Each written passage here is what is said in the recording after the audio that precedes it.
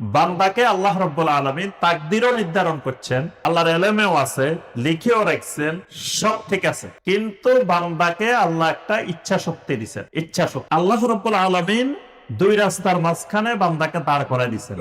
দাঁড় করাই দিয়ে বলছেন যে এটা জান্নাতের রাস্তা, এটা জাহান্নামের রাস্তা। এখন বান্দা চাইলে সে জান্নাতেরটাও যাইতে পারে, জাহান্নামেরটাও যাইতে পারে। এই যাওয়ার এখতিয়ারটা বান্দার আছে। বান্দার যদি এই এখতিয়ার না থাকতো তাহলে তো আল্লাহর বিচার করার দরকার ছিল না। কিন্তু প্রত্যেক বান্দাকে আল্লাহ রাব্বুল আলামিন এই ইচ্ছা শক্তিটা দিয়েছেন। এজন্য দেখবেন তাসকিয়া, পরিশুদ্ধি, এটা আল্লাহ নিজের সাথেও সম্পৃক্ত করছেন, বান্দার সাথেও সম্পৃক্ত হচ্ছে। যেমন আল্লাহ বলছেন কাদ আফলাহা মান তাযাক্কা, কাদ আফলাহা ওই লোকটা সফল, মান তাযাক্কা যে নিজেকে পরিশুদ্ধ করছে। তার অর্থ কি? সে নিজেকে পরিশুদ্ধ করতে পারে, তার এই ক্ষমতা আছে।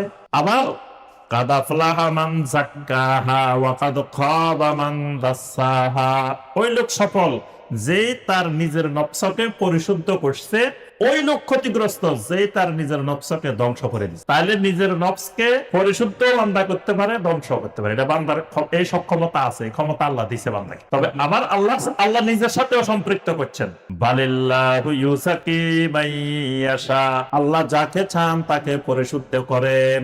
আজকে এটাকে দুই দিকে আল্লাহর সাথে সম্পৃক্ত করা হয়েছে, বান্দার সাথে সম্পৃক্ত। তাহলে বোঝা যায় বান্দার একটা সম্পৃক্ততা, মানে সক্ষমতা, ইচ্ছা শক্তি আল্লাহ বান্দাকে দিচ্ছেন। এই কারণে বান্দার হিসাব হবে, গুনাহ করলে বান্দার হিসাব হবে।